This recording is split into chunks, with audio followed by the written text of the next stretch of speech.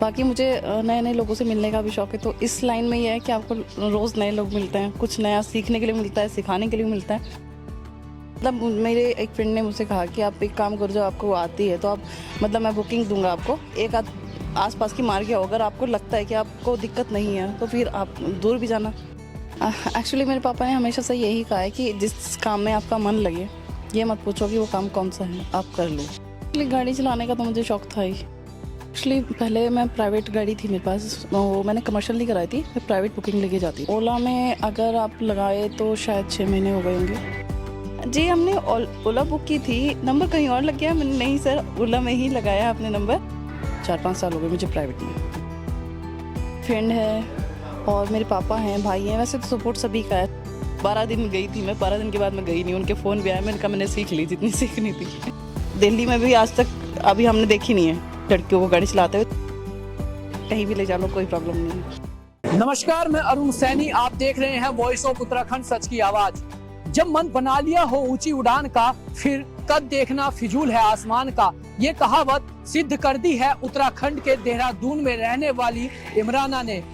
इमराना देहरादून की महिला taxi driver है और अपनी गाड़ी से इमराना देहरादून ही नहीं बल्कि पूरे उत्तराखंड और साथ ही साथ अन्य राज्यों में भी अपनी गाड़ी से रास्ते नाप रही है और अपने हौसलों को उड़ान दे रही है। साथ ही साथ इमराना आने वाली पीढ़ी और अन्य महिलाओं के लिए एक मिसाल पेश कर रही है। हमारे साथ मौजूद है इमराना जी और हाँ, आज हम उन्हीं से बातचीत करेंगे। मैम, मेरा पहला सवाल आपसे यही है, आप टैक्सी ड्राइवर हैं और आप ओला में अपनी टैक्सी चलाते हैं, तो मैम इस सफ़र की शुरुआत कहाँ से हुई, कहाँ से आपके मन में विचार आया? सर एक्चुअली पहले मैं प्राइवेट गाड़ी थी मेरे पास, वो मैंने कमर्शियल नहीं कराई थी, मैं प्राइवेट बुकिंग लेके जाती थी क्योंकि वो दिक्कत नहीं होती उसमें। फिर मुझे पता चला कि ओला में भी मतलब मुझे पहले पता नहीं था कि ओला में लेडीज़ ड्राइवर भी चला सकती हैं। जब मुझे पता चला तो मैंने उनसे बात की, नंबर लिया कि भैया ऐसे ऐसे बात है और मैं गाड़ी चलाती हूँ, क्या मैं गाड़ी चला सकती हूँ? उन्होंने कहा आपकी गाड़ी कमर्शियल होनी चाहिए, आप गाड़ी चला सकते हो, कोई प्रॉब्लम नहीं है। ओला में अगर आप लगाए तो शायद 6 महीने हो गए होंगे, पर प्राइवेट में चला रही हूँ काफ़ी टाइम से, 4-5 साल हो गए मुझे प्राइवेट में। अगर बात करें मैम आपके जीवन की लेकर, तो आपकी जो शिक्षा है वो कहाँ तक आप पढ़े हैं और कैसे ये सब? सर मैंने 10th की है। मेरी मम्मी की एक्चुअली तबीयत ख़राब हो गई थी, मैंने 12th के पेपर दे नहीं पाई थी। मैं पढ़ाई करी थी पर पेपर के टाइम पे मैं जा नहीं पाई, तो मैं इसलिए 10th ही बताती हूँ क्योंकि जब पेपर ही नहीं दिए। फैमिली की अगर बात करें तो फैमिली में आपकी कौन कौन है? फैमिली में मेरे पापा, 2 भाई हैं, भाभी हैं और सिस्टर है मेरी, एक बहन है मेरी छोटी, 2 भतीजे हैं, एक भतीजी, एक मेरा बेटा है। बेटा कितने साल का है? अभी 1.5 साल का भी नहीं हुआ। ये विचार आपके मन में कहाँ से आया? क्या कभी कोई आपको शौक था या कहाँ से ये विचार आया? सर एक्चुअली गाड़ी चलाने का तो मुझे शौक था ही। बाकी मुझे नए नए लोगों से मिलने का भी शौक है, तो इस लाइन में ये है कि आपको रोज़ नए लोग मिलते हैं, कुछ नया सीखने के लिए मिलता है, सिखाने के लिए मिलता है। तो मुझे अच्छा लगता है कि नए नए लोगों से मिला जाए, तो ये काम इसलिए बहुत अच्छा है कि आप कुछ नई जगह जाओगे, कुछ नया सीखोगे। ये गाड़ी चलाने, जब से आप गाड़ी, आपने बताया प्राइवेट गाड़ी आप 5-6 साल से चलाते हैं, इससे पहले मैम आप क्या करते थे? इससे पहले मैंने एक्चुअली पार्लर का काम भी मैंने किया है, मेरे पास पार्लर था मैंने, पर उसके बाद फिर मेरी मम्मी गुजर गई तो मैंने पार्लर बंद कर दिया, घर पे टाइम नहीं दे पा रही थी। उसके बाद बुटीक किया, गारमेंट्स का काम किया, रेडीमेड गारमेंट्स, काफ़ी मतलब 2-4 महीने तो बहुत अच्छा चला। उसके बाद ऐसा हुआ कि मेरे पाँव में चोट लग गई, मेरा पाँव फ्रैक्चर हो गया, तो मैं टाइम नहीं दे पाई। 2-3 महीने में बेड रेस्ट पे रही, तो मतलब कर नहीं पाई, तो उसमें भी मतलब वो नहीं चला, तो फिर वो भी बंद करना पड़ा। तो उसके बाद फिर मैंने कुछ नहीं किया, अपनी गाड़ी ली और अपना चलानी शुरू कर दी। मतलब मेरे एक फ्रेंड ने मुझसे कहा कि आप एक काम करो, जो आपको आती है तो आप मतलब मैं बुकिंग दूंगा आपको, एक आध आसपास की मार के आओ, अगर आपको लगता है कि आपको दिक्कत नहीं है तो फिर आप दूर भी जाना। तो इस तरह से सफ़र शुरू किया और आज कहीं भी ले जा लो, कोई प्रॉब्लम नहीं है। गाड़ी चलाने का जब आपके मन में पहली बार विचार आया तो आपने अपने घर बात करी होगी, अपने पिताजी से बात की होगी, तो मैम फिर उनका क्या रिस्पॉन्स था जब आपने पहली बार अपने पिताजी से कहा कि पिताजी मुझे गाड़ी चलानी है? एक्चुअली मेरे पापा ने हमेशा से यही कहा है कि जिस काम में आपका मन लगे, ये मत पूछो कि वो काम कौन सा है, आप कर लो। तो मैंने जब पापा से बात की तो पापा ने कहा कि कोई बात नहीं, अगर मतलब आप लोगों को लगता है कि आप संभाल सकते हो आप कर सकते हो, लोगों के बीच में जाके आप ये काम कर सकते हो, तो कोई दिक्कत नहीं है, आप सही रहो। बेटी पे मुझे बहुत गर्व है और अच्छा काम कर रही है, तो इसलिए हमारा सहयोग है उसके साथ।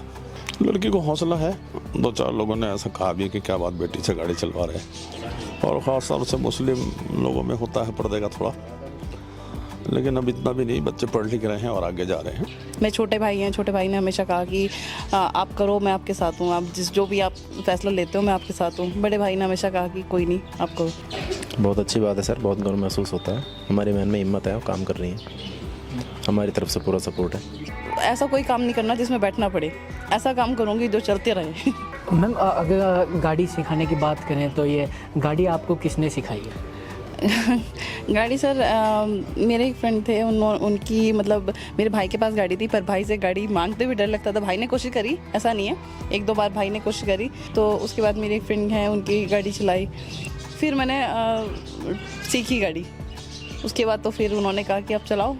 मैम, जैसा आपने बताया कि कभी रात भी हो जाती है, तो कभी रात के वक्त जब आप कभी अकेले आते हैं, कई जैसे अगर कोई जंगल का भी रास्ता है, कई रास्ते ऐसे होते हैं, तो कभी आपको कुछ डर लगता है? कभी परिवार ने कहा हो कि घर थोड़ा जल्दी आया करो, कभी कुछ ऐसा हुआ है? नहीं, थोड़ा सा परिवार ने ऐसा तो नहीं कहा कि जल्दी आया करो, बस ये कहा है कि बेटा काम ख़त्म हो जाए तो थोड़ा टाइम से आ जाया करो। बाकी हाँ, ये है कि फ़ोन करते रहते हैं, बीच बीच में पूछते रहते हैं कि कहाँ पर हो। इतना मतलब हमारे इसमें तो बहुत अच्छी सुविधा दे रखी है सरकार ने कि पुलिस प्रशासन बहुत अच्छा है हमारा, तो इसलिए कभी कोई ऐसा कुछ महसूस नहीं हुआ।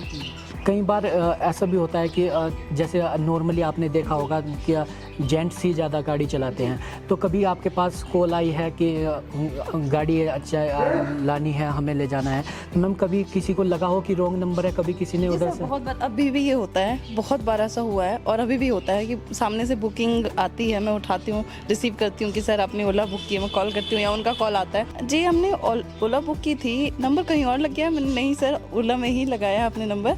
तो बहुत मतलब आज भी ऐसा हुआ, आज मैं गई, ऐसा हुआ कि वो दिल्ली से आ रखे थे, उन्हें जाना था सहसपुर, तो जब मैं उनके पास गई तो उन्होंने कहा कि हमारे यहाँ मतलब दिल्ली में भी आज तक अभी हमने देखी नहीं है लड़कियों को गाड़ी चलाते हुए। तो कस्टमर आपका ऐसा कभी होता है कि कोई जैसे महिला हैं तो कोई बदतमीजी टाइप का भी होता है, क्या कभी ऐसा कुछ हुआ है? नहीं सर, मुझे ना एक्चुअली मतलब मैं कहूँ तो जैसे मैं बुकिंग लेके गई हूँ, तो मुझे सामने से ऐसा नहीं हुआ कि जेंट्स की तरफ से बदतमीजी का रिस्पॉन्स मिला हो। हाँ, लेडीज़ से मुझे मिला है, लेडीज़ ने मेरे सामने मुझे बोला है जब मैं बुकिंग लेके गई हूँ, अरे ये लेडीज़ ड्राइवर क्यों आ गई, हमने तो मतलब ओला बुक की थी, जेंट्स ड्राइवर आना चाहिए था, और मतलब कि हम नहीं जा सकते आपके साथ और बुकिंग कैंसिल करिए।